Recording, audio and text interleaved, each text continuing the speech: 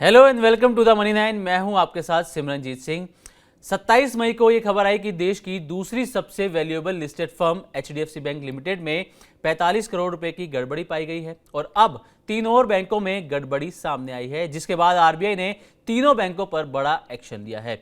इन बैंकों पर कई गंभीर आरोप लगाए गए हैं। ऐसे में अगर आपके किसी दोस्त या रिश्तेदार का इन बैंकों में पैसा है तो इस वीडियो को जरूर देखिएगा, जिसमें हम आपको बताएंगे कि ये बैंक कौन से हैं, आरबीआई ने एक्शन क्यों लिया है, क्या एक्शन लिया है और आपके पैसे पर आरबीआई ने क्या कहा है।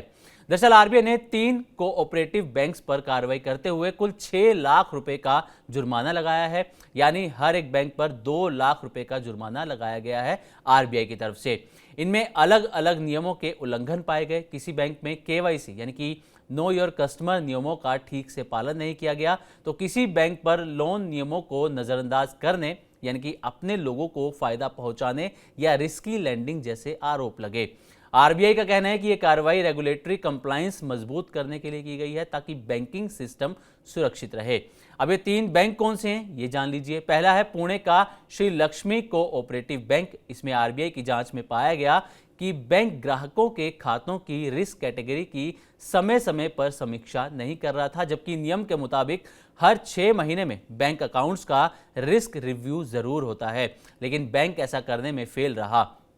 इसके अलावा ग्राहकों के केवाईसी रिकॉर्ड तय समय के भीतर CKYCR पोर्टल पर अपलोड नहीं किए गए। साथ ही जांच में यह भी सामने आया कि बैंक ने मिनिमम बैलेंस नहीं रखने पर ग्राहकों से पीनल चार्ज वसूला, लेकिन इसकी पहले से जानकारी ग्राहकों को नहीं दी गई, यानी कि बिना बताए उन पर ये चार्जेस लगा दिए गए। दूसरा है राजस्थान का Jalore central cooperative bank. RBI और नाबार्ड की जांच में ये पाया गया कि बैंक ने ग्राहकों के खातों की रिस्क कैटेगरी की समीक्षा के लिए कोई मजबूत सिस्टम तैयार ही नहीं किया।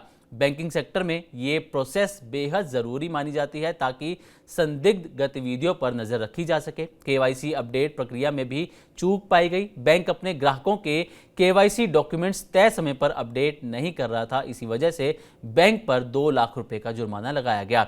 तीसरा बैंक है गुजरात का Lunawada people's cooperative bank.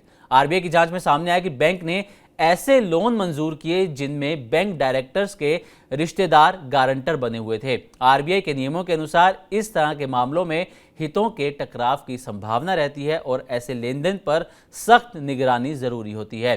Reserve bank ने माना कि बैंक की तरफ से दिए गए कुछ लोन रेगुलेटरी गाइडलाइन के खिलाफ थे। ऐसे मामलों में बैंकिंग सिस्टम की पारदर्शिता और निष्पक्षता प्रभावित हो सकती है। इसी कारण आरबीआई ने बैंक पर 2 लाख रुपए का जुर्माना लगाने का फैसला लिया।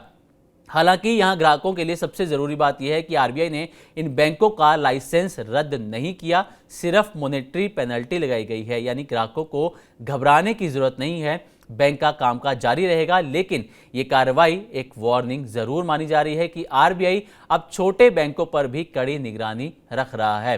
दरअसल पिछले कुछ वर्षों में कोऑपरेटिव बैंक्स विवादों में रहे हैं। कई गवर्नेंस इश्यूज सामने आए तो कई पैसों के गलत इस्तेमाल के आरोप लगे।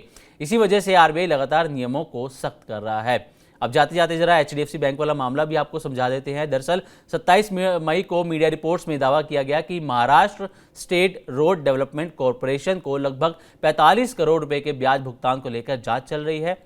रिपोर्ट्स के मुताबिक ये मामला डिफरेंशियल इंटरेस्ट पेमेंट से जुड़ा है, यानी ब्याज भुगतान में अंतर को लेकर सवाल उठे हैं और इसी वजह से एचडीएफसी बैंक पर 45 करोड़ की गड़बड़ी के आरोप लगे। लेकिन कुछ देर बाद ही इस पर एचडीएफसी बैंक की तरफ से क्लैरिफिकेशन आया, जिसमें बैंक ने किसी भी तरह की गड़बड़ी से इनकार किया और इस रिपोर्ट को बेबुनियाद बताया। तो उम्मीद करते हैं कि हमारी तरफ से दी गई जानकारी आपको अच्छी लगी होगी। इसी तरह की और भी वीडियोस के लिए देखते रहे मनी 9 और सब्सक्राइब करें हमारे यूट्यूब चैनल।